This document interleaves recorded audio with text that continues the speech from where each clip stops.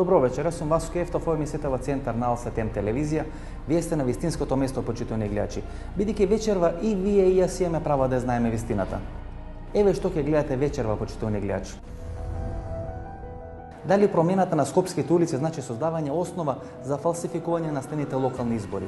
Дали во наредните 10 на дена ќе биде реализирана таа средба помеѓу Бранко Цренковски и Лјупчо Ѓорѓевски, на која ќе биде договорена заедничката предизборна коалиција? Дали владината економска политика се наоѓа пред финансиски банкрот?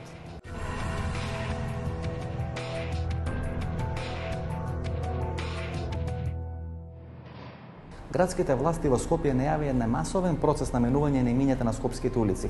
Според многу политички аналитичари, на тој начин се прави влез во одредена политичка опција преку фалсификување се добијат следните локални избори. Ако погледнете, почитувани гледачи, некаде 2/3 од скопските улици кои се менуваат се наоѓаат во 3 општини. Тоа е Центар, тоа е Карпош, кај што победува досега македонската опозиција, и тоа е општината Чаир. Господине Петров, дали со промена на имињата на скопските улици власта прави терен за фалсификат на следните локални избори? Власта со промена на улиците прво прави фалсификат на историјата, а воедно прави и обид да си ги подобри позициите за следните избори. Можно е да учествуваат и во манипулации. Тој хаос, таа конфузија што ќе ја создадат со промена на улиците може да му одговара само на оној кој не сака да има регуларни услови за изборите. Некаде 2/3 од имињата на променетите улици се во 3 општини. Тоа е Центар, тоа е Карпош и тоа е Чаир. Значи таму кај што власта де факто сака, веројатно ако сака да ги направи тие фалсификување на гласовите на изборниот процес. Тие ги таргетираат токму оние општини кои за нив се слаби точки и тука прават промена на улиците, меѓутоа ги прават и од друга причина. Тие едноставно покажуваат едно тотално непочитување на историјата на македонскиот народ и се однесуваат по принципот државата тоа сум ја, на власт сум, ќе правам што сакам.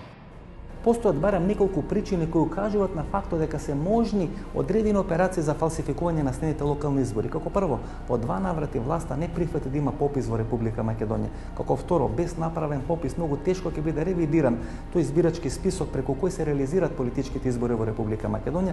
И како трето, тоа промена на скопските улици и евентуалната промена на личните карти, што може да направи одредена ситуација многу граѓани да не може да гласат, а многу други граѓани со фалсификат на лични карти да може да го искористат еднаш, 2 пати или 3 пати тоа гласачко право. Ако почнеме малце политички да анализираме целата ситуација, значи власта по 2 обиди не сака да направи попис на граѓаните. Ако не направи попис на граѓаните, како ќе коригира избирачките списоци? Сега го воведува промена на улиците во Скопје, ќе има промена на личните карти, значи има одлична подлошка да влезе во процес на фалсификување на локалните избори. Значи ова не значи алиби дека некој може да ги изгуби или да ги добие изборите, но сите аргументи кои се стават вака на маса, се добива тој впечаток, се добива таа крупна слика дека некој сака, можеби да ги фалсификува изборите. Ја можам само да им порачам дека доколку на тоа се решат, тоа овој пат нема да им помине. Социјалдемократскиот сојуз тоа нема да им го дозволи, меѓутоа она што е најстрашно од целата таа работа е никаде во светот на 6 месеци пред изборите или на 9 месеци пред изборите не се прави таква конфузија со улиците, таква конфузија со адресите, особено во главниот град на државата. Тоа е нешто што е типично само за оваа владеачка структура која сега во Македонија е на власт, за која ништо не е свето, која не почитува ништо. Веројатно една од клучните дилеми е дали опозицијата треба да инсистира на извршен попис во Република Македонија пред да оди на локални или на предвремени парламентарни избори и дали треба да го засили притисокот врз Американската амбасада, врз Европската унија и врз ОПСЕ да може да го спреча целиот тој процес на можно фалсификување на изборите преку промена на скопските улици. Или да ве потсетам, каде имаше најмногу 100-годишњаци на избирачките списоци? Во Газибаба на ланските избори 2011 година. Кај беше најголемиот резултат, најголемата разлика помеѓу власт и опозиција? Токму во Газибаба 9000 гласа разлика. Тоа остава простор за сериозен сомнеш дека тука се прават одредени гешефти. Во принцип со оваа власт секој што трезвено размислува се сомнева дека секој потек што го прават за да направат манипулација. Мислам дека ова што го прават сега прво лажат дека нема да мора да се променат личните карти, тоа е невозможно заради тоа што новиот начин на биометриски исправи невозможува да фигурираат различна адреса и биометриска лична карта. Тоа е нешто што или го прават од незнаење, што јас не верувам. Она што е многу поверојатно е дека го прават свесно, за да направат една тотална конфузија од една страна и од втора страна она редефинирање на историјата по нивни терк кој сакаа да го направат, во кое Аминта трети е поважен од Стив Наумов.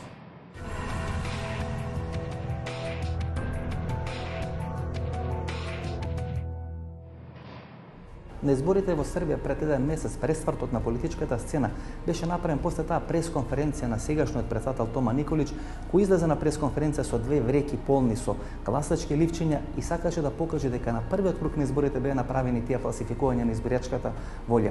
Дали со овој процес сега на промена на скопските улици, на промена на личните карти, власта влага во еден таков процес и каква треба да биде реакцијата на македонската опозиција? Ние денес снимаме во зградата на СДСМ која се наоѓа на улица Павел Шатев. Планирате да ја продајте зградата, бидејќи ако ова зграда која е на улица Павел Шатев, тоа покажува дека целата ваша политика може да биде бесмислена, бидејќи овие луѓе прават што сакат во државата. Не планираме да ја продадеме зградата, напротив. Планираме долги години да останеме тука и да работиме.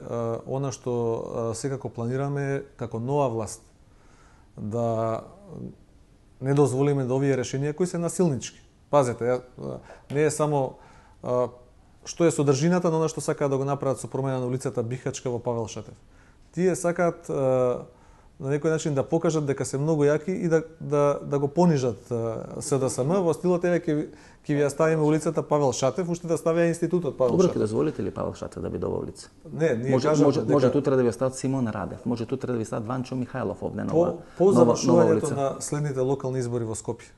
СДСМ ќе ја поништи одлуката за преименување на изборите, заради тоа што таа е направена на начин на кој не доликува, не водејќи сметка за историјата, водејќи сметка само за себичните интереси на една владеачка структура која има проблеми со сопствениот идентитет. Преку овој процес на идеолошко менување на скопските улици, веројатно власта сака да постигне две цели.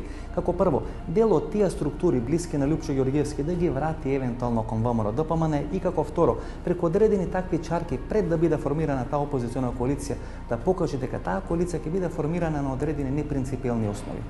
Ола да покаже дека нема идеологија во себе, дека незината основна идеологија како да купи еден глас повеќе за да може да остане на власт. И ова што го прави сега со скопските улици за мене е тоа. Значи, Груевски на 22 години од формирање на ВМРО ДПМН на некој начин панично повика сите стари ВМРО-вци да се вратат во својата матична партија. Значи, тоа покажува дека тој ги гледа трендовите, ги гледа анкетите и знае дека му фалат гласови и дека со ова промена на скопските улици де факто го сака тоа. Тие стари ВМРО-вци, поради Тодор Александров, поради Ванчо Михајлов и така натаму, да се вратат во матичната партија. Затоа сметам дека можеби СДСМ влезе во филмот на Никола Груевски, буткајки ги од Лјупчо Ѓорѓевски од себе тие гласови на старите незадоволни ВМРО-вци од политиката на Груевски назад да се вратат во матичната партија. Има тука неколку работи. Прво, мислам дека тој старите ВМРО-вци не може назад да ги врати, заради тоа што ниеден од нив ништо не доби. По сосема поинаков начин се делеа заслугите во ова 6-годишно владење на Никола Груевски и ВМРО ДПМН и луѓето за тоа се свесни. Сака да каже дека старите ВМРО-вци мораат дуи додат за да може да добијат нешто од Никола Груевски? Па ако може Лазе Еленовски да отиде од НСДП во ДУИ па преку ДУИ во амбасадор, а е поранешен член на СДСМ, тоа е патоказот кој тој им го наметнува и на старите ВМРО-вци. Тоа се случува. Луѓето тоа од достоинствени причини нема да го прифатат и тие ќе бидат против оваа власт, меѓутоа клучното прашање по мене е дека тие се обидуваат катастрофалната економска ситуација во земјата да ја бајпасираат со отварање на идеолошка дебата. Ние сепак ќе дозволите дека не можеме ништо да не кажеме ни за одредени идеолошки аспекти на промената на улиците во главниот град. Како може Груевски да прави идеолошки дебати кога пола од вторите шола на СДСМ е владата сега? Ако не се лажам, 97 година на прелог на СДСМ Зоран Ставревски беше гласан за вице-гувернер на Народна банка и да не редиме надоле. И се тие ќе говорат за Тодор Александров. Па се превртува сирот Тодор Александров во гроб кога гледа кој устата е валка со неговото име што се вели. Па не е вториот ешелон, тоа е шестиот ешелон на да, кога земи Боцевски може да биде седмиот, да, се извинувам. Тоа се луѓе кои во СДСМ не дека не добија шанса, некои од нив и добија шанса, меѓутоа се покажа дека се неспособни и заради тоа применуваат една политика по принципот кој ќе даде повеќе и одат кај тој кој ќе даде повеќе.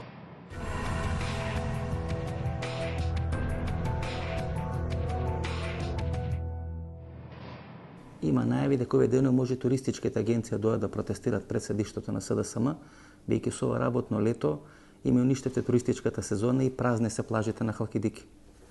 Па не знам дали ќе протестираат, ама ние ќе истраеме на она што е наша заложба, а тоа е ова лето да го поминеме работно со граѓаните. Нека тера ВМРО ДПМН мајтап со нас.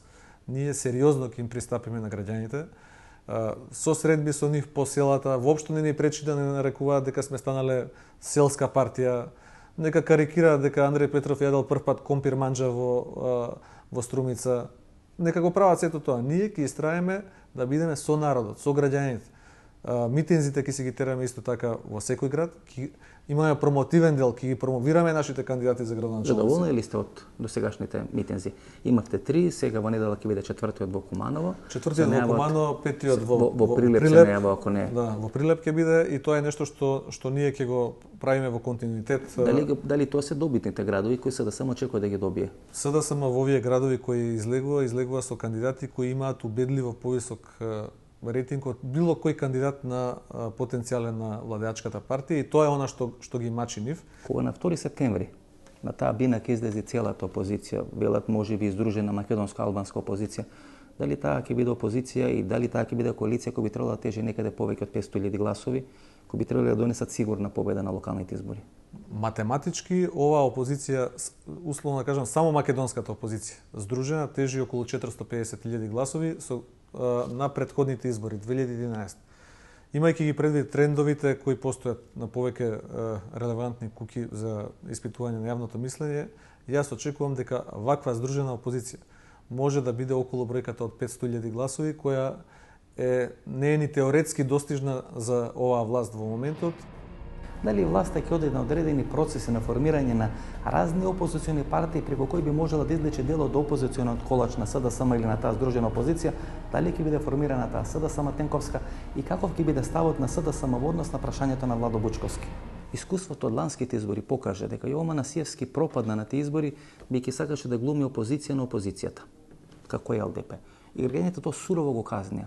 На ваква една црна-бела ситуација, ако вие влезете во филм да ја напаѓате опозицијата од позиција на опозицијата, вие сте осудени на пропаст. Ние такво искуство имавме во Србија 2000 година. Значи Вук Драшковиќ беше главна и во тој момент најсилна политичка партија, не влезе во здружената српска опозиција или дост демократска опозиција на Србија и помина катастрофално на изборите. Беше избришен, значи 11-12 години после тоа не може глава да крие некоја политичка партија.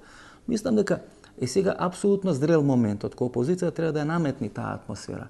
Дека тој што не е за опозицијата е за власт и дека тој историјата ќе го вреднува на еден таков начин. Ние сакам две работи да кажам. Прво, немаме намера да напаѓаме било која партија која се декларира како опозиција. Значи ние не можеме да кажеме дека некој треба да го напаѓаме само заради тоа што подредени прашања има различни ставови од нас. Меѓутоа, сосема сте во право дека ситуацијата е изоштрена. Ние во Македонија имаме црно-бела слика. Со ваква власт може да се спротистави само една обединета опозиција, само еден широк опозицијски фронт кој може да ја победи оваа власт и тука треба привремено да се заборават и идеолошките разлики и суетите помеѓу личностите. Мора да се направи напор. Сите да застанат позади една идеја, тоа е како Македонија да ја вратиме на нормален колосек, бидејќи Македонија не е нормално место за живење. Убеден сум дека ќе помине време. Многу луѓе во оваа држава ќе се срамат. Не само што ќе некој од нив и кривично ќе одговараат. Ќе има луѓе кои ќе ги бришат своите биографии. Ќе се срамат од своето учество во еден период од историјата на Македонија, каде што со своето однесување дале легитимитет на една ваква власт која се обидува да биде на власт што е можно повеќе, која нема стратешки цели за државата, која не води сметка за граѓаните, единствено што сака е да ја уништи опозицијата. Тоа во демократска земја е недозволено. Од тие што ќе се срамат во таа графа или во тој круг на луѓе може да биде Владо Бучковски? И до кога СДСМ планира да го толерира однесувањето на Владо Бучковски? Значи СДСМ направи, предпоставам, све за Владо Бучковски. Организиравте протести, излагавте. Не мислам дека бевте доволно свесни и сигурни дека тој нема направено одредено дело. Меѓутоа сметавте дека треба да покажете лојалност и да станете за него. На некој индиректен начин една судика која ја ставивте подоцна во Државната изборна комисија изгуби свое работно место пред Владо Бучковски. Луѓето кои го знаат Владо Бучковски односи до СДСМ вела дека плачел за да биде ставен на пратеничка листа, дека плачел да му биде помогнато во тој судски процес. Сега тој Владо Бучковски доаѓа и е главен противник на СДСМ. Прашањето му е зашто му дадете легитимитет? Зашто му дадете легитимитет да збори во име на СДСМ? Мислам ко сериозна партија треба да му покажете вратата на Владо Бучковски, да му рече дека од денес ти не смеш да поминаш вратата на Бихачка, на Павел Шатев.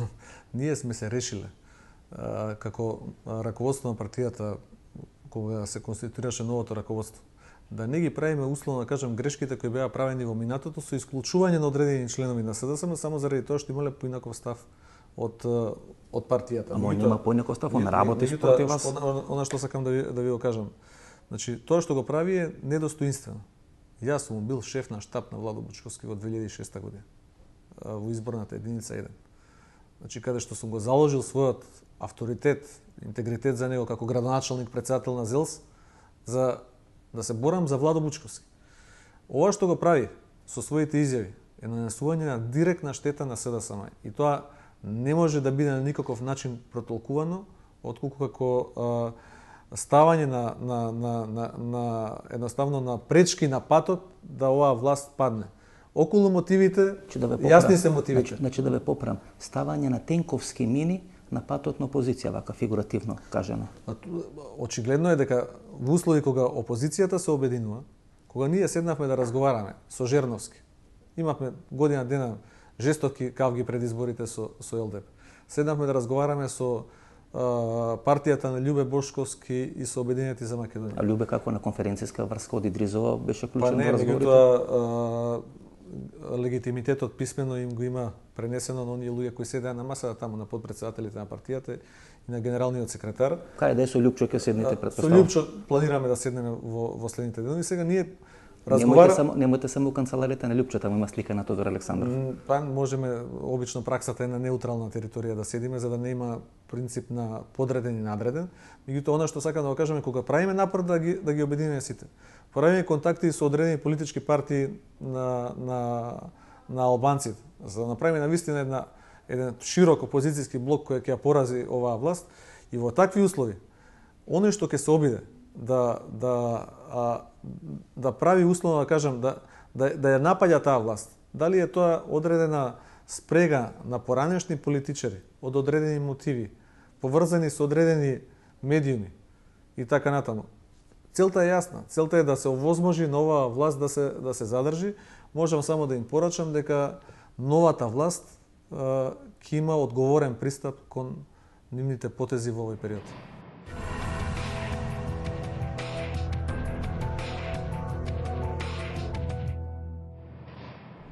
Какви се шансите ВМРО-НП, партијата на Љупчо Ѓорѓевски, да влезе во коалиција со СДСМ и на 2 септември, на големиот митинг кој се најавува во Скопје, да биде промовирана таа здружена македонска предизборна коалиција? Господине Ѓорѓевски, да не сменат улицата кај што живеете. Јосип Брос Тито, например, да ја наречат. Уште не сум забележал тоа, меѓутоа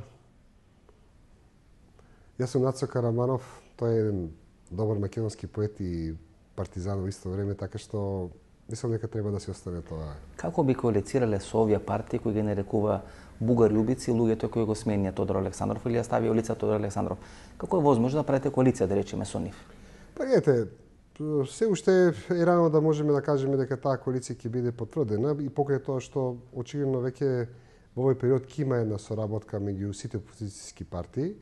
Мислите дека намерно излезе ВМРО ДПМН, ајде да речеме со еден таков тројански конј, да промени улици во Тодор Александров, да ја прикажи ова коалиција која е во најава, здружената опозиција, дека е непринципиелна коалиција, дека на непринципиелни основи, дека вие сте на некој начин ко рогови во вреќа, и ако тоа била идејата на ВМРО ДПМН, они оствариле дел од таа своја цел. Затоа ја прашам дали е во најава одредена средба со Царенковски, бидејќи тој имаше средби и со Жерновски, имаше средби и со Стојанчо, имаше и со партијата на Љубе Бошковски, освен со вас. Гледайте, јас можам да ја кажам, во Македонија се случија многу непринципиелни коалиции. Една од најнепринципиелните коалиции беа, да речеме, кога, например, Никола Груевски го избра Тито Петковски наместо ВМРО Народна партија 2006 година во коалицијата.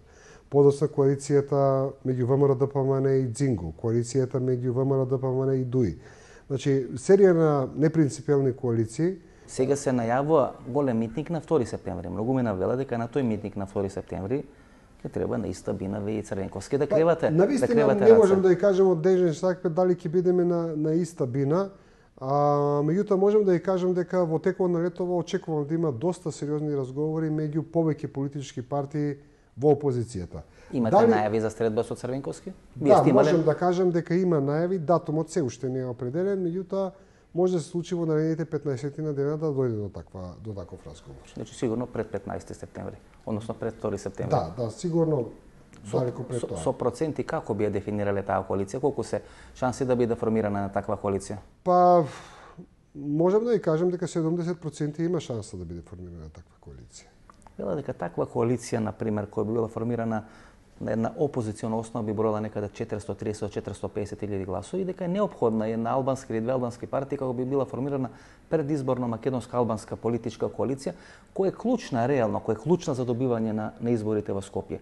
Бидејќи има 20% или повеќе од 20% албанци во Скопје, и ако сака опозицијата да прогласи победа, е неопходно да се добие Скопје. Не е само за Скопје таа клучна. Јас сметам дека таква коалиција ќе има одговара и на албанските партии, затоа што македонските гласови, да речеме во еден Тетово, во еден Гостивар, не се беззначени, да речеме. Затоа сметам дека многу добро ќе биде ако во Република Македонија се направи на таква коалиција, кај што ќе бидат привлечени и албански политички партии. И јас сметам дека за една таква коалиција од македонските партии има подготвеност. Не знам каква е подготвеността од албанската страна на политичките партии. Одредени сигнали доаѓаат. Има некакви сигнали. Јас исто така можам да ја кажам дека имам разговори со практично со трите опозицијски партии на албанскиот блок. Има најава на нова има партија. Има расположение кај некој од тие, кај некој има резерва. Што ќе се случи во наредните месеци, навистина е тешко да се претпостави. Што ново може да понуди власта за евентуално добивање на локалните избори преку одредени политички менаџирања на тие процеси? Ако на изборите 2011 година истори некаде 220 милиони евра кредит добиен од Меѓународниот монетарен фонд, што може да се очекува во престрат на локалните избори 2011 година и дали е можно на тие локални избори заедничко со локалните избори да бидат организирани предвременни парламентарни избори? Пред 7 дена на прославата на 20 години од ВМРО-ДПМН излезе Никола Груевски и повика сите стари ВМРО-вци да се вратат во матичната партија. Значи човекот кој 2006 година дојде велики дека идеологијата не го интересира, дека политиката не го интересира, туку ќе ги решава проблемите на граѓаните, денес се сврта тотално кон една идеолошка политичка платформа на свое делување, се враќа кон Тодор Александров кој го исмеваше 2003-2004 година. И нели припадниците на таа идеолошка матрица сметаше дека треба да бидат избркани надвор од ВМРО-ДПМН. Тоа значи дека или многу му гори, или дека му се потребни тие гласови, бидејќи он смета дека нема од каде друго да бара квантум на гласови. Па гледате, таа битка на ВМРО-ДПМН према така наречената неконтролирана десница за нив е 2-3 години стара и кулминираше оваа година нели со неколку потези. Нели прво ударот према Обединети за Македонија и ударот према ВМРО Народна партија, при што да речеме према ВМРО Народна партија последен успешниот удар со Маријан Додовски. Денеска имаме една парадоксална ситуација кај што да речеме имаме нерегистрација на Липчо Ѓорѓиевски како председател, и сега имаме една ситуација кај што од една страна велат таа партија не постои, а судот вели Маријан Додовски е председател на таа партија. Но и тоа ајде да речеме. А како биделе на избори, дали ви воопшто може да излезете на избори? Па можеме да излеземе, прво имаме доста време судски таа работа да исчистиме, меѓутоа ако не исчистиме судски, ако е судскиот спор брз како што е судскиот процес на Владо Бучковски, може на 2 години власта да ве толерира, нели? Независно сметаме дека ние можеме да се појавиме како партија прифатена од еден поголем опозицијски фронт. Да речеме овие 4 партии со кои денеска соработуваме, тие велат дека тие немаат проблем ако не постои печатот на ВМРО Народна партија, доволно е името и луѓето кои сме во ВМРО Народна партија да бидеме препознатливи за тој побед. Што може да прави власта? Власта на ланските избори го доби тој кредит од ММФ некаде 220 милиони евра и реално ги корумпираш изборите со тие пари. Знаете, се стеснува просторот на можни манипулации на власта. Власта значи веќе е дојдена до одредена точка кога има многу мал маневрски простор, што може повеќе тоа што го правеше да прави. Да кажам дека секоја власт, нели, секоја политичка партија има помалку и политичка демагогија и политичка манипулација. А меѓутоа ние на власт, ние на политичка партија не покажаа толку широка лепеза на трикови на она што се нарекува медиумско пропагандно действување и просто човек да им се воодушеви колку има тие идеи за да ја држат, да речеме, својата структура и дополнителните гласачи во некаква надеж. Ако веќе власта се соочува со можност да биде соочена со одреден финансиски и политички банкрот на својата политика, тога се поставуваат две дилеми. Дали власта би влегла во одреден процес на продажба на македонското електростопанство и дали власта би можела да ги продаде своите акции кои ги има во Македонскиот телеком. Што по вас може власта да прави? Кој ќе биде маневарскиот простор на власта? Многу ми навела дека овие обиди со промена на личните карти кај што односно промена на имињата на улиците дека е еден од можните обиди за фалсификат на локалните избори. Да речеме, индикативно дека некаде повеќе од 70% на промените улици се во 3 општини, тоа се Карпош, Центар и општина Чаир. Многумина вела дека не може опозицијата да прифаќа избори пред да биде направен попис. Бидејќи ако не биде направен попис, не може да бидат ревидирани избирачките списоци. Ако не бидат ревидирани избирачките списоци, новија промени на улици создава еден одличен амбиент да бидат фалсификувани изборите. Ние тоа како партија први го отворивме дека не е фер да се има локални избори, нели? Без попис во Република Македонија, затоа што старите трикови, да речеме каде што мртвите луѓе беа простор за некаков фалсификат, денеска се заменија со нешто друго. Именно проблемот на масовното иселување на граѓаните на Република Македонија, за кој многу малку се зборува како проблем во Република Македонија, а јас сметам дека тоа е веќе процес од катастрофални последици во Република Македонија. Значи, денеска се новите празни места каде што може да се направи дополнителен фалсификат на Република Македонија. И ако на тоа ги додадеме овие промени на улиците во одредени градови во Република Македонија, се создава простор повторно за 1% на фалсификување на граѓаните на Република Македонија. Тука би сакал да ве дополнам. Гледате, на последните избори се покажа дека кај албанците бројот на луѓе кои гласале е драстично намален. И многумина смета дека токму тој процес на визна либерализација го спаси од изборен пораз Али Ахмети, бидејќи тие луѓе, ако не ја искористија придобивката на визната либерализација, ќе остане тука и ќе гласа против Али Ахмети. Во македонскиот дел сам да кажам дека соди чекор понатаму. Како тие луѓе се иселуваат, значи дека не гласаат против ова влада, на нивно место ова влада става во избирачките списоци, условно речено, нивни луѓе кои го пополнат нивното место. Значи дека тој процес се искористува максимално добро од страна на власта. Јас, се обидувам таа тема да ја отварам во последните неколку месеци, слаби одгласи има. Најкатастрофалниот процес на македонските граѓани во овој момент и на македонската нација и на македонската држава е масовното бегство на граѓаните и масовното иселување од Република Македонија. Има градови кои тоа масовно иселување се преполовини, Виница например. Не, процесот е страшен. Тој процент на масовно иселување, значи, може да се манипулира статистички, еве да речеме, овие проценти на намалување на невработеноста. Па дајте да погледнеме колку луѓе се селат. 90% тие што се селат биле невработени 2010 година. Значи, тоа што имаме 1% на намалување на невработеност е затоа што луѓето се селат. Вториот момент тоа е со пописите и третиот момент тоа е моментот со изборите.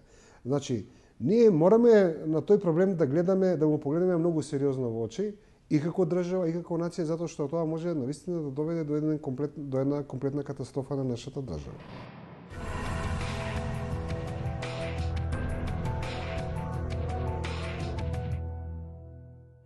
Како човек кој има формирано ВМРО ДПМН, Лјупчо Ѓорѓевски и денес важи за човек кој многу добро ги позна процесите во таа партија, затоа од него барам одговор на темата или на дилемата дали Никола Груевски размислува да се кандидира на претседателските избори 2014 година.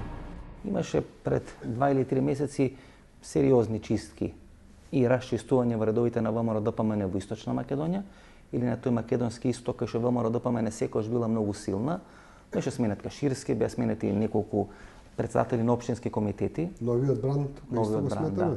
Многумина смета дека таа предност која ВМРО ДПМН со тие луѓе правеше во Источна Македонија сега може да се претвори во предност во ВМРО Народна партија на Лјупчо Ѓорѓевски. Има одредени сигнали дека дел од тие луѓе, условно речено кои не си имаат огрешено од законот, дека испратиле сигнали до вас, дека ги имате подобрено комуникација, дека имате подобрено односите, дали дел од тие луѓе можеме да ги видиме во ВМРО Народна. Гледате сега, новиот бранд практично беше пресметка прво со неистомислениците во општинскиот комитет или со неистомислениците со некои членови на извршниот комитет. Така што јас апсолутно не сум убеден дека новиот бранд прво ги смени најгрешните луѓе и апсолутно не сум убеден дека тие што дојдоа на нивно место се најисправните луѓе. Напротив, некои луѓе кои веќе имаа некакво искуство во работата беа заменети со уште помлади луѓе. Значи, тие сметаат дека да се стави човек од 20-21 година на високо функционерско место е голема предност. И најверојатно е предност ако имате 5% такви луѓе во една гарнитура. Меѓутоа, ако ставите 95% во таква гарнитура, се поставува прашањето дали системот може воопшто да функционира.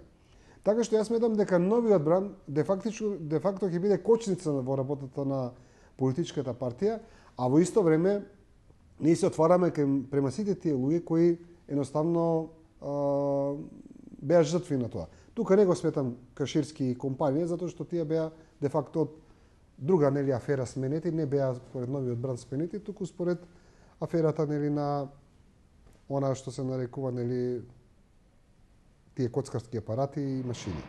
2009 година Лјупчо Ѓорѓевски најави кандидатура за градоначалник на Скопје, подоцна се откажа таа кандидатура и тоа беше сватено како одреден политички гест за сондирање на теренот како се ценат политичките шанси на Лјупчо Ѓорѓевски. Дали денес кога опозицијата се уште нема кандидат за изборите во Скопје, Лјупчо Ѓорѓевски има амбиција да биде скопски градоначалник.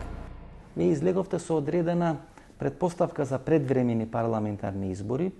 Таа не доби реакција ниту од власта, ниту од останатиот дел на опозицијата.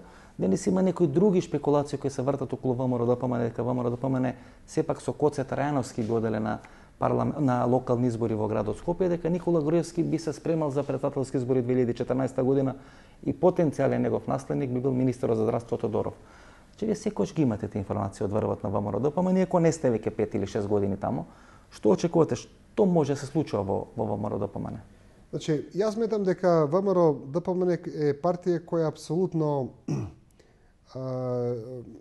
живее политички максимално популистички. Значи, анкетите се кај нив нешто што функционира на неделна база, дори можем да кажем дори и на дневна база. И следејќи тие анкети, тие едно се свесни дека процесот на нивното паѓање дефинитивно е започнат во Република Македонија. И најверојатно тие ќе го следат во наредните неколку месеци тој процес. Ако тој процес продолжи со ова темпо, јас не видам што може тие револуционерно да направат во Македонија, затоа што веќе станаа заробеници на нивните шеми, прво на меѓународен план, потоа на економската политика, потоа на натрешните национални без потреба потреси што ги направија. И сметам дека нема да биде изненадување ако тоа темпо оди со уште позабрзан чекор, тие да не изненадат со локални и со понатаму парламентарни избори во исто време, како превенција на уште поголем пат или како нели шанса да бидат многу силна опозицијска партија и на тој начин како опозицијска партија да ја чекаат новата шанса. Биде ли со Коце Трајановски за втор мандат во Скопје или со Ѓорги Иванов за претседателски кандидат? Или мислите дека Никола Груевски, гледајќи ги овие политички трендови, дека би можел да се реши да оди за кандидат за претседател на ВМРО-ДПМН? Мислам дека со Коце не име се уште откажана шансата да одат со втор кандидат, а со Ѓорги Иванов дефинитивно не би оделе за значи ќе се бара нов играч. Да, дефинитивно да. Мислам дека човекот покажа дека е тотална промашена личност за претседател на државата. Не знам какви се амбициите на господинот Никола Груевски за тоа место, може тие амбиции да бидат исто така сериозни. Меѓутоа и да не се тие амбиции, мислам дека Ѓорги Иванов е дефинитивно промашена личност. Вие најавивте 2009 година, чисто колку да сондирате терен, ваша кандидатура за градоначалник на Скопје. Да. Опозицијата се уште нема кандидат за градоначалник на Скопје. Има шанси да се добие Скопје. Тоа беше добар трик. Вие се сеќавате колку се уплашија ВМРО-ДПМН уште стојат графитите по Скопје. Да, Лјупчо оди во Благоевград, не во Скопје. Да. Може ли опозицијата да го добие Скопје?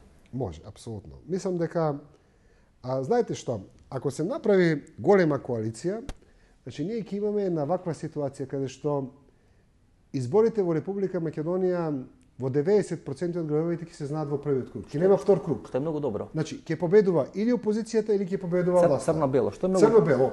Што сметам дека во принцип за демократијата во Република Македонија не е добро што доаѓа таква ситуација, меѓутоа од аспект на опозицијата очигледно нема друга алтернатива освен да се постават граѓаните против на таква ситуација и едноставно да гласаат за две опции. Знаете, искуството од ланските парламентарни избори покажува дека ако опозицијата имаше уште 3 или 4 власти во некои локални градови на Македонија, дека и изборите парламентарни ќе беа различни. Дека таму кај што опозицијата имаше локална власт, таму многу полесно ги доби парламентарните лански избори. И дека ако сега се добиат 30 или 20 на градови на локално ниво, тогаш и следните редовни или вонредни парламентарни избори ќе бидат многу полесно добиени. Значи, Васко, јас ви обедувам. Значи, ние на еден ваков, да речеме, една голема коалиција и коалицијата на власта, ние ќе имаме избор на две тенденции и на две атмосфери. Дали граѓаните уште ја поддржуваат оваа политика или конечно сакаат промена на оваа политика и алтернативна политика. Како референдум, како локалните референдум против власта или за власта? Апсолутно. И во тој случај ние нема да имаме, не знам, 15-20% за други. Ние ќе имаме 90% на победа на едната структура или на другата структура. Значи ќе биде де факто референдум. Тој ќе биде референдум во кој правец да се движи Македонија. Да, апсолутно така. Останете со нас, тука правиме пауза за реклами, се враќаме после рекламите да го проследиме вториот дел на нашата вечерашна емисија.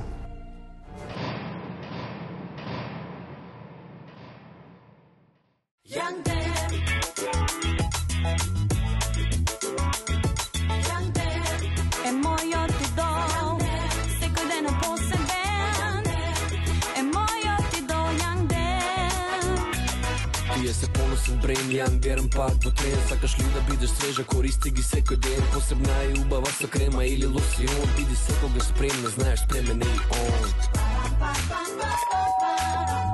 Проверено добар, јандер. Од Алкалоид.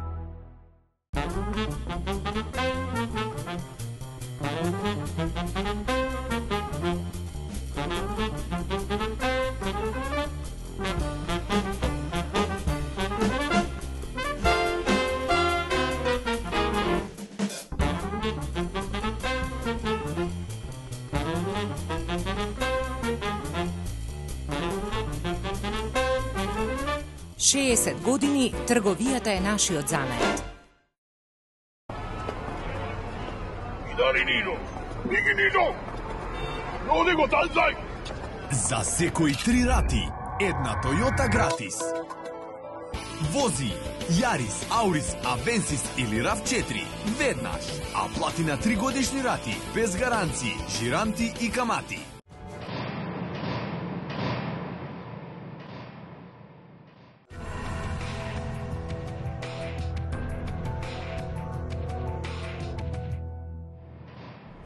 Веќе 3 години македонската опозиција критикува власта и премиерот Никола Груевски дека вода државата во банкрот и тоа не се случува. Затоа тука се поставува клучното прашање кога овој премиер, до кога овој министар за финансии, до кога оваа влада ќе може да води таква економска политика да го држат кормилото на бродот во раце пред Македонија и пред македонската економска политика да завршат во банкрот. Господине Зекири, последните неколку години се говори за колапс на владината економска политика, последните 2-3 години, сите тоа го очекуваме. Секој се најавува некоја тешка економска есен, но тоа не се случува. Зошто? Јас мислам дека ние не сме во колапс на економската политика, туку сме во колапс на економија. Ако ги анализираме некои макроекономски индикатори, како што е стапка на сиромаштија со над 31%, сега имавме некои анкета според индикаторите Европа 2020, каде половина на населението има ризик за сиромаштија во Република Македонија. Половина население, значи половина население, 50%. А според етничка структура, значи фрапантни бројки, ромите, значи 61% на ромите живеат во сиромаштија, турците 45%, албанците 34,5%, а македонците 16,9%.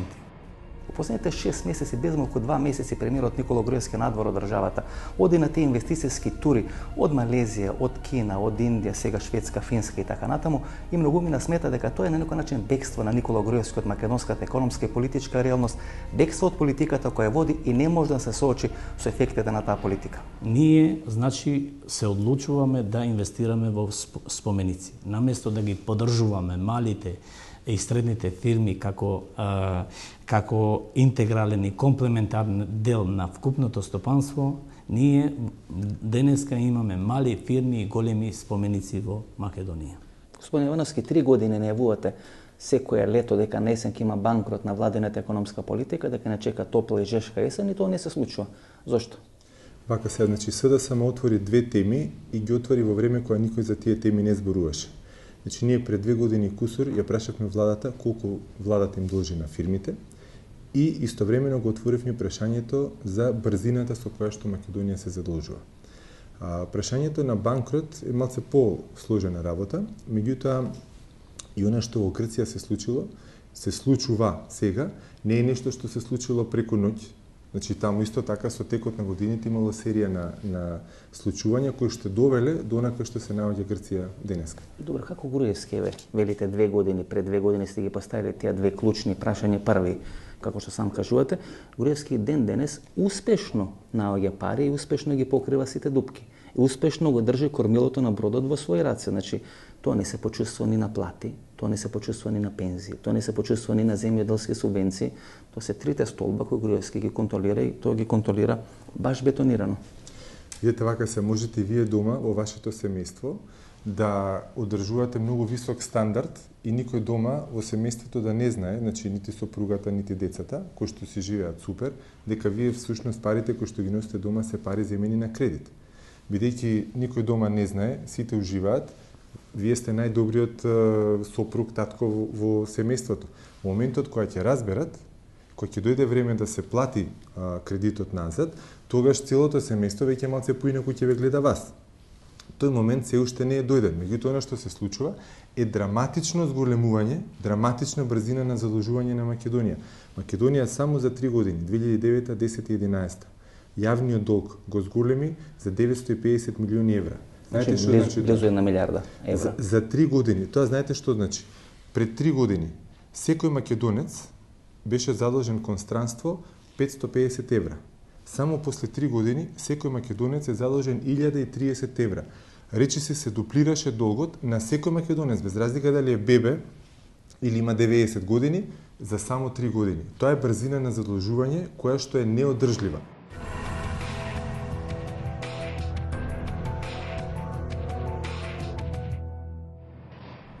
Како Никола Груевски понатаму успева успешно економски да плови, ако пред ланските парламентарни избори го зема тој кредит од ММФ тежок 220 милиони евра и на тој начин ги корумпираше тие избори и ги плати сите дупки кои му беа отворени, сега се постава клучното прашање што може друго да направи на економски план да спаси државата од одредени посериозни финансиски тешкоти.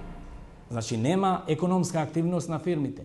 Фирмите не барат пари од банките за инвестиции, за инвестициони вложувања, тие барат пари за обртни средства поради неликвидност. За да може да исплаќаат плати. Нормално. Па банките не дават. Гледате, банките ги чуваат парите во благајнички записи, ги чуваат парите во Народна банка. Значи енормни се тие суми кои банките ги вложат во тие благајнички записи. Државата ги стимулира тоа да го прават, бидејќи на тој начин државата добива свежи пари да може да финансира својата активност, бидејќи ако ги нема тие пари, ако не мора да се продат акциите на овој трет пензиски систем кој треба да се направи до 2013 година, државата ќе банкротира бидејќи нема од каде да има пари. Парите на банките се насочени кон државата, а парите на државата се насочени кон јавна администрација и кон социјалата. Значи на три структури: субвенции, јавна администрација, пензии. Да, тоа министерот постојано го кажува. Токму така. Него друго не го интересира. Направив една анализа, банките инвестираат, значи вишокот на средствата го инвестираат во државни благајнички записи и тоа имаат врзани пари 1 милиарда и 100 милиони евра. Банките имаат инвестирано благајнички записи 1 милиарда и 100 милиони евра врзани пари. Меѓутоа, сума. Тоа е голема сума. Меѓутоа, банките инвестираат, значи, кредити на компаниите во милиони евра, дават во просек во овие 3 месеци 10 милиони евра месечно дават во стопанство. Само 10 милиони евра? 10 милиони. Еве, ова анализа покажува на тоа дека како оди трендот на кредитите за компании во милиони евра. Што сме за Кири, фигуративно кажено, за да може гледачите да разберат. Ако значи банките во благајнички записи инвестираат некаде околу 1,1 милиарда евра, значи кои се непродуктивни, кои тоа најчесто се завршуваат за да може државата да ги финансира своите обврски по тие социјални трансфери, плати, пензии и така натаму. Тоа значи како некаде 50-60% од крвта на организмот вие да излечите, непродуктивно да инвестирате, да трнете настрана и да го оставите организмот, односно банките, стопанството и така натаму, да функционира со некаде 20-30% од вкупната количество на крв во организмот. Токму така. Токму така. Тоа е катастрофа. Државата има пари, стопанството нема пари. Кога се анализира економската политика на Никола Груевски, тогаш акцентот се става на 3 точки: да има пари за платите на администрацијата, да има пари за пензиите и да има пари за тие земјоделски субвенции. Тоа значи дека Никола Груевски не води политика која треба да се грижи за финансиската стабилност на Република Македонија, туку треба да се грижи само како да ги обезбеди тие 350 до 400.000 луѓе кои перманентно гласат за него. Да, гледате што се случува на македонскиот исток, гледате што се случува во Западна Македонија. Огромни број на куќи, на згради се непродадени. Тоа не се има случајно во Тетово, во Гостер, значи луѓето немаат пари. Значи енормен е бројот на албанци, на македонци кои се селуваат од Македонија. Значи гледате на последните избори за гласање 2011 година е најнискиот процент на излезност на албански гласачи во историјата. Тоа значи дека луѓето веќе не се овде, дека не гледат нормално место за живење, дека се селуваат од оваа држава. Тука и албанскиот партнер ги лажа своите гласачи. Еве имавме буџет ние и тие викат дека 25% од буџетот ќе оди во регионите каде живеат мнозинство албанци. Тоа значи од капиталните инвестиции 109 милиони евра. Дај кажете ми еден проект каде во овој момент се реализира во тие територии. Значи, тие проекти само се пишува. Меѓутоа, само папирите, односно хартијата оди, а парите одат во Скопје 2014. Али Ахмети Сирот не може ни патот до Зајас да се го асфалтира. Не само патот до Зајас, има многу патишта. Не само да кажам, значи не може ни до кај него дома да го асфалтираш. Имавме патот, проектот Тетово Јажинце, дури терминал требаше да се гради таму. Имавме патот Тетово Боговиње Гостивар. Имавме патот Кичево Извор Дебар. Имавме проект за Скопје Харачиново Куманово.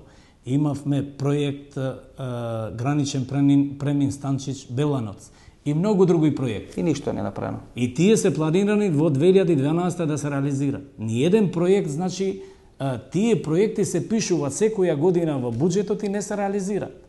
Добро, бар имаат оправдување. Светската финансиска криза е против вас. Ама не може светска економска криза само за тие општини каде живеат албанското население. Добро, светската економска криза мора да биде и за Скопје 2014. Може еден споменик Александар Македонски Боговиње ќе ви направат. Па ние немаме ни еден споменик, барем еден споменик да го направат во Тетово. Кажа во парламентот еден коњ барем да не го донесат во Тетово. Од овие позлатени што ги имаме пред собрани. Значи нити споменици, нити пари, нити инвестиции.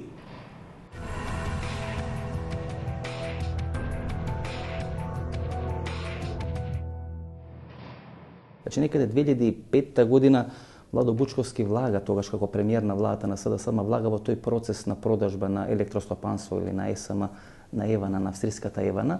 Многу му велеа тогаш дека после добивањето на кандидатски статус од страна на Европската унија дека треба да распиши брзи предвремени избори, но Бучковски реално, веројатно во договор со Шекеринска, одлучува да не одат на брзи предвремени избори и го продават електростопанство. Добиваат околу прилика 200 милиони евра. Тие 200 милиони евра си ги наследува Никола Груевски, со тие 200 милиони евра ја намалува до енормно ниски граници стапката на задолженост во Република Македонија.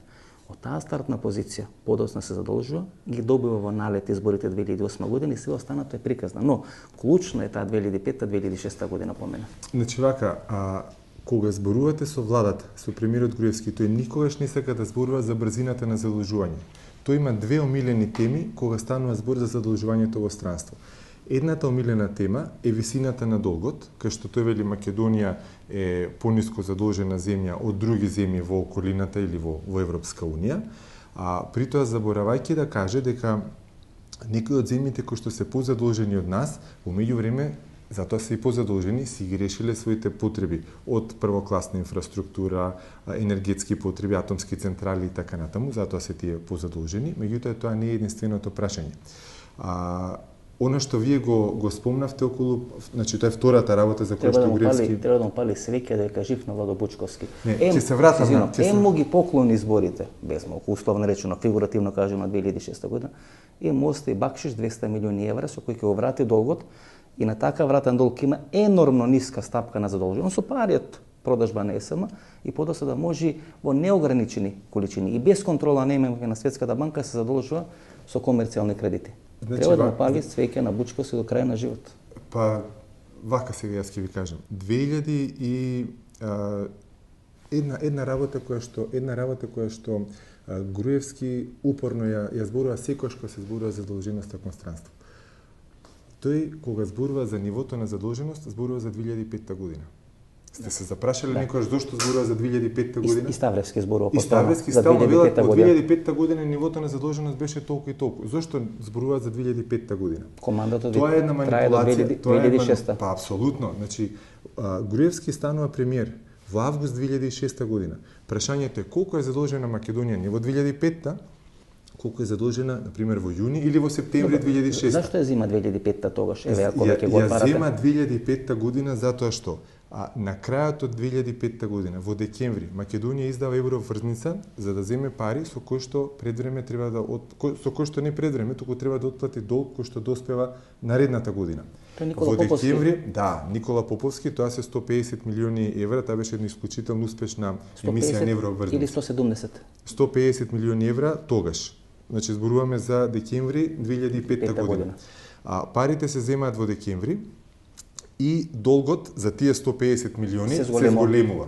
Годината завршува и долгот останува зголемен за тие 150 милиони. Ама веќе веднаш на почетокот на наредната година, тие 150 милиони одат за намалување на долгот, затоа се земени тие 150 милиони, со тие пари се враќа друг долг, и практично долгот се враќа таму кај што бил. Бидејќи вештачки е тоа зголемено само во даден момент на крајот од 2005 година, затоа Ставревски и Груевски зборуваат за крајот на 2005 година. Добро, колку е стапката и колку е долгот 2006 година кога се прави примо предавање на власта и колку е долгот од кога ги враќа тие 200 милиони евра што ми ги остава бакшиш Владо Бучковски, ги враќа долгот кон Парискот, Луновскот и другите клубови.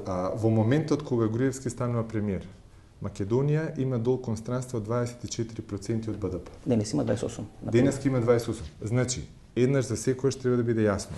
Македонија денес е позадолжена во споредба со моментот кога Груевски стана премиер. Значи, Груевски го зголеми задолжувањето на Македонија. Ако ја земе таа цифра од 200 милиони со кои тој ги врати долговите, тогаш значи дека тој стартува со стапка на задолжување некаде до 18-19% претпоставувам. Вака ќе ви кажам сега. Значи околу предвременото враќање на долгот. Две работи се. Прво, долгот е вратен предвремен со парите од ДСМ. Значи тоа не се пари кои што Груевски ги заштеди од буџетот, па со тие пари предвреме враќаше долгови. Значи си ги најде, си дојде на власт и си ги најде практично на сметка и тие пари ги искористи. Себе си се представи дека тој е домаќин и дека ја предвреме враќа долгови. Друго прашање е што 2 години подоцна се задолжуваше под речиси двојно повисоки каматни стапки, ама тоа е веќе друго прашање. И втората работа е, тој немаше избор. Немаше голем избор. Значи во тоа време кога се одлучуваше за предвремената отплата на долговите кон странство, ММФ викаше вака: со парите од продажбата НСМ, владата може да направи една од две работи: или парите да ги чува на сметка, или со тие пари предвреме да враќа долгови. Ако ги чуваше Груевски парите на сметка, тие ќе се стоја на сметка, девизните резерви ќе беа поголеми, ама тој немаше да може да ги троши парите. И се тој што направи? Врати предвреме. И Македонија, ако до тука е нивото кај што може да се задолжи, а Македонија беше задолжена до тука, тој го намали нивото на задолженост на Македонија, ама се ослободи поголем простор да почне да се задолжува. И како што почне да се задолжува, така почне да се ги троши парите за што сака. Дека всушност кога е прима власта Никола Груевски, ако ги рачунаме тие 200 милиони евра кои Бучковски бакшиш му ги осте со кои тој врати дел од стариот долг, ја намали стапката на задолженост некаде на 16, 17 до 18%, тоа значи дека сега има зголемена задолженоста некаде во просек околу 10 до 12%. Значи да не беше предвреме вратен долгот тогаш со парите од ЕСМ и на таа основица Груевски да се задолжуваше со истата динамика како што се задолжува сега. 33-35%. Така е, сега ќе бевме некаде меѓу 30-35% од БДП задолжени. Тогаш, значи, вие не само што го донесовте на власт, неко му ставите пари да си ги троши. Па вие сте били, значи, ептен, овои галантни политичари и политичка партија. Добро, сега за тие времења можеме да зборуваме што и како било, меѓутоа, клучната работа е дека Македонија се движи по една патека која што е неодржлива. Македонија губи рейтингот. До кај може да оди? Вие постојано велите неодржлива, но гледате во човек има одредени магионичарски способности, наоѓа пари, зима од вамо, зима од намо. Знаете, Мислам, тоа што би требало да го разбереме. Кога има ураган, па тоа не е коси тревата. Ние сме биле цело време трева. Значи, он коси дрва, покриви, 20 катници, 30 катници. Ова доле е трева, ние сме биле цело жива трева, до 10-15% од приликата. Тоа е една работа. Втора работа, тој не мисли на 2 милиони луѓе, тој мисли на 350.000 луѓе кои го гласаат. Кога ги гледате фројдовски изјавите на Ставлевски, тој не вели како ќе се развие економијата, како ќе има пари за сите. Тука вели, немојте да се плашите, има пари за пензии, има пари за плати, има пари за субвенции. Значи, таа е таа бројка 350-360 луѓе, што него првпат му се јавува на референдум од 2004 година. Му излезе тогаш подоцна Тито Петковски, му излезе Трифон Косовски, но таа е таа бројка која тој ја алиментира, ја финансира изминатите 10-12 години. Тоа успешно го прави. Значи, вака сега.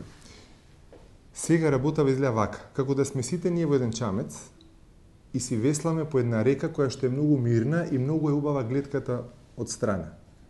Проблемот е што таа река 10 километри понатаму завршува со водопад. Мислите таа река ние сега го гледаме река на Валтава во Прага или некоја друга река? Оваа река по која што се движи сега Македонија. Значи оваа река на крајот завршува со водопад. Ние велиме ова завршува со водопад, треба нешто да преземеме сега, да не стигнеме до таа точка. Зошто го зборам ова? Она што допрва Македонија чека. Груевски преку Мартин Протогер и преку Република вика нема таму водопад. Не, да ви кажам сега. Значи Македонија треба да има сериозен одговор. Ако некој е сериозен политичар, треба на сериозни прашања да даде сериозен одговор. Одговорот на прашањето би сакале да го слушнеме. Во 2015, 2016 и 2017 година. Значи, тоа не е утре, тоа не е задутре, затоа и велам на 30 километри од денеска, кај што се наоѓаме е водопадот. 2015, 16 и 17. Според стратегијата за управување со јавниот долг, издадена од Министерството за финансии, не е тоа од СДСМ податокот, 1.100 милиони евра достоеваат за плаќање кон странство. Ако ги додадеме се тука, 75 милиони сега е во парламентарна процедура од Deutsche Bank кредитот, ќе дојме 1.200.000.000. И други, кои што беа од ланиот преклани, пошто оваа стратегија од март 2010, таа бројка ќе биде уште поголема. Од кај ќе ги најдеме тие пари? Тука некаде крајот на нашата вечерашна емисија се враќаме за неколку минути да одјавиме емисијата.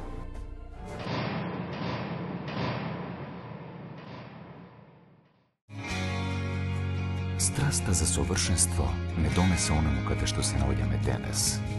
Способноста да се остане на врвот е во нашата умешност на изнаоѓање на неквалитетниот пристап, кој би ги задоволил и непрефинетите вкусови и непробирливите барања. 75 години напредок и иновација, 75 години искуство и традиција, 75 години непрекинат диалог со животот, 75 години посветеност на нашите заложби за градење на подобра иднина за сите. Здравието пред се. Алкалоид Скопје.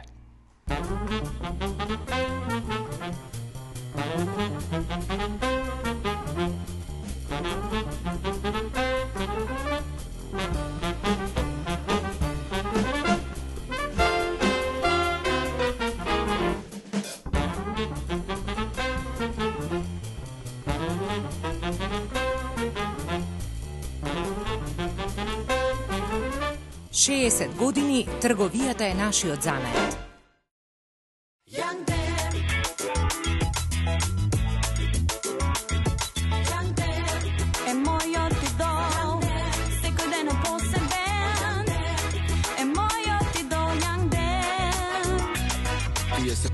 Brain, young, верен пак во трен. Сакаш ли да бидеш свежа, користи ги секој ден. Посебна е убава со крема или лосион. Биди секогаш спремна, знаеш спремен или он.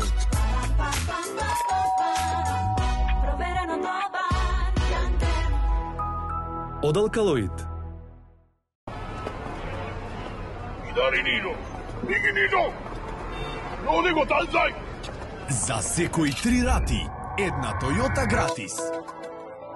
Вози Јарис, Аурис, Авенсис или RAV4 веднаш, а плати на 3 годишни рати, без гаранции, жиранти и камати.